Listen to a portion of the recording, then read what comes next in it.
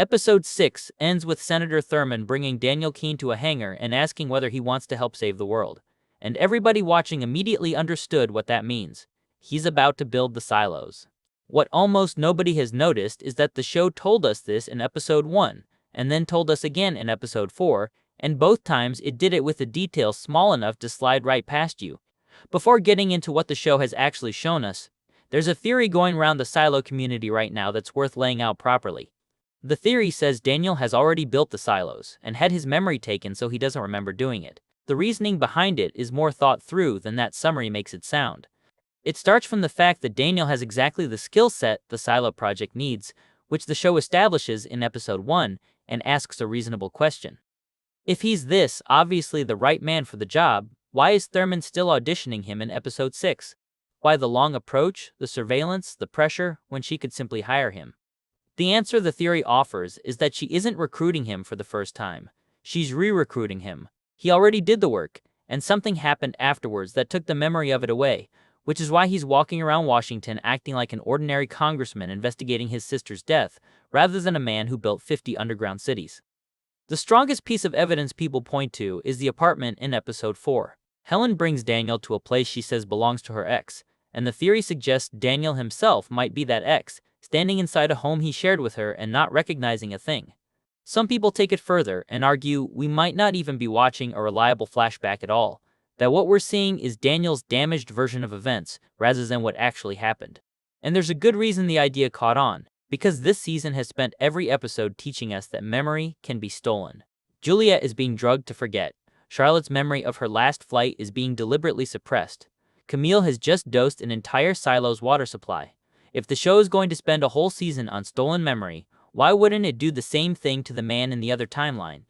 It's a good theory, and it just doesn't survive contact with the episodes. What's actually sitting in the show is better than that, and it's been in plain sight for 6 weeks. Go back to the start of the season, to Thurman's first meeting with Daniel. She spends most of it praising him, and she's oddly specific about which parts of his career she brings up. His time with the Army Corps of Engineers, a project he ran down in New Orleans. And one invention in particular, a drill that can dig deep underground without disturbing the soil or the land above it. Then she adds one more thing. Replacing the levees with tunnels was Daniel's idea. Now think about what the silo project needs to pull off. 50 structures, each one 144 levels deep, all dug into a single field outside a city, and nobody in that city is ever supposed to notice. That's a digging problem long before it's a secrecy problem. Picture what it normally takes to dig something that big. 144 levels is a skyscraper turned upside down, and there are 50 of them going into the same patch of ground. That means mountains of dirt piling up, trucks running day and night for years, roads closed, permits filed, and every local news crew within 100 miles turning up to ask what's being built. You physically cannot hide it. Unless the machine doing the digging leaves the ground above looking untouched. That's Daniel's machine. He built the one thing that makes the whole project possible, and he built it years before Thurman ever came looking for him. New Orleans was his audition, even if nobody called it that at the time. He took a hard underground engineering problem, invented the technology to solve it, talked a city into putting tunnels in the ground instead of building something visible, and did all of it through the Army Corps of Engineers, which means his file landed exactly where a classified government project would go looking.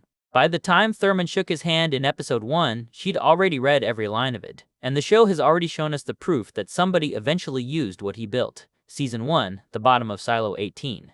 George Wilkins takes Juliet down to see an enormous digging machine sitting abandoned in the dark. That machine is what dug the silo. It was left down there because there was no way to get it back out, and by the time anyone in Juliet's lifetime found it, every useful part had been stripped away. Somebody designed that thing, which means somebody worked out how to bore a structure 144 levels deep into solid ground. The show handed us the wreckage of that achievement in its very first season, 3 years before introducing the engineer who invents exactly that ability. The chamber it sits in even has a name. The Digger Void, named for the machine that made it, and it's been at the center of everything this season. George used it as a hideout while searching for a door on old blueprints. Martha Walker sealed it up after the rebellion. Robert Sims hid Bernard down there for months while the whole silo believed he'd been cremated. Every secret currently buried in Silo 18 is buried in a hole Daniel's technology dug. Season 1 showed us the machine. Season 3 showed us the man. Episode 6 put him in a room with the woman who wants it built. Then there's episode 4, and a line that sounds like nothing. Daniel and Helen are hiding out in an apartment that belongs to Palmer, Helen's ex, who's away on assignment in South Sudan. Daniel takes his shoes off, looks around, notices there's still a huge photo of Helen on the wall, and jokes that the first thing he does when a relationship ends is bury all the evidence deep in the earth. Helen laughs it off and the scene moves on. But stop and hear what he just said. This is the man who invented a drill that puts things underground and leaves no trace on the surface. And his instinct, the thing he reaches for without thinking, is that when you want something gone, you bury it deep in the earth where nobody will find it. 2 episodes later, a senator asks him to help bury the human race. This is also the scene the memory theory leans on hardest, and it's where that theory falls apart. The idea is that Daniel is secretly the ex whose apartment this is, standing in his own home without recognizing it. 4 separate details in that scene rule it out. First, the show names him outright. Palmer isn't some vague figure the writers left blank, he's a specific person Helen refers to by name.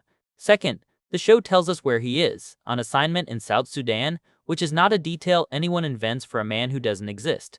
Third, his photo of Helen is still hanging on the wall, which establishes a relationship the show wants us to read as real and completely separate from Daniel. And fourth, Daniel asks Helen directly whether Palmer minds her coming and going, which is not a question anybody asks about their own apartment. Add to that the fact that Helen has spent this entire season treating Daniel as somebody she's getting to know, with none of the strangeness you'd expect from a woman standing in a flat with an ex who's forgotten her, and the whole reading collapses. The bigger problem with the memory version is that it needs the show to be lying to us about what we're watching, and Silo has never done that in the past timeline. It hides things from characters constantly. It hasn't hidden them from the audience. The apartment does have one thing worth looking at, though. There's a painting on the wall that Daniel keeps glancing back at, showing a shrouded woman leading a group of children somewhere. Nobody explains it, and nobody mentions it. In a season heading exactly where this one is heading, that image is hard to shrug off. A covered figure, children following behind her, no sign of where they're going. Silo is about to show us a chosen group being led underground by people who won't say why, and the man who's going to dig that hole is standing in a room staring at a picture of it. So why does Daniel say yes? Because by the time Thurman asks, he has nothing left. His sister's squadron was destroyed, and the investigation into it has been shut down. His source disappeared and his friend at the Pentagon backed out. His phones were smashed, his van drove itself somewhere he never chose, and every lead he had has been bought off or scared away. All of that pressure came from Thurman's side of the board. Then there's the thing she knows he can't walk away from. Charlotte's treatment runs through the Heidi Stenson Clinic, funded by Per Stenson, who was aboard the Nimitz the night her squadron flew. Whoever wants Daniel building silos also controls his sister's care. Saying yes isn't just about saving the world. It's about keeping the only family he has left inside a clinic that could throw her out tomorrow. Helen's in that hangar too, and she isn't there by accident. A journalist investigating your conspiracy is the most dangerous person alive. A journalist working inside it has already done the research and already knows which threads lead where. Henry spent episode 4 trying to buy her off with a job at the Times if she dropped the story, and she said no. Thurman's offer is smarter, because instead of asking Helen to walk away from the biggest story of her life, it hands the story to her. The show has also told us Helen once lost a job for protecting a source, including making things up to do it. Anyone recruiting her knows she'll bend the truth when she decides the cause is worth it, which is a very useful quality in whoever ends up writing the official version of events. And this is where it gets genuinely dark. Daniel is going to build the silos without ever being told what they're actually for. Nobody needs to wipe his memory, because nobody is going to tell him in the first place. He'll design the digging, while someone else handles air and water, someone else builds IT, someone else installs the safeguard, and someone else decides who gets to walk through the door when it opens. Every one of them does brilliant work on their own piece, and not one of them ever sees the whole thing. That's how you build 50 underground cities with thousands of workers and never spring a leak. You don't tell anybody what they're building, and it's exactly how the silos still work 300 years later. Bernard knew more than Sims. The head of IT knows more than the mayor. Even Bernard, running IT with access to the vault, had no idea the safeguard existed until Lucas told him. The rule that everyone only knows their own piece didn't start when the doors closed. It started with the people who dug them, which is why both halves of this season are the same story. Look at how much of season 3 is about controlling what people know. Juliet is drugged every morning so she forgets the months she spent outside. Charlotte came back from her last flight with a hole where the black cloud should be, and Dr. Kronkovich is keeping that hole open on purpose. Camille has just put memory suppressant into the water supply of an entire silo. 6 silos have had their populations completely reset. A season doing that much work on stolen knowledge, while introducing the man who builds the silos, isn't doing two separate things. Juliet is fighting to get back something taken out of her head. Daniel is being walked toward something enormous while nobody tells him anything. She knows a piece of her is missing. He doesn't know there's anything to miss.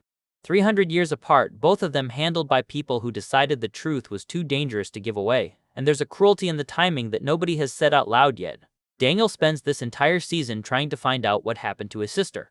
He loses his contacts, his phone, his freedom, and eventually the investigation itself, and every bit of that was taken from him by the same people now offering him a job.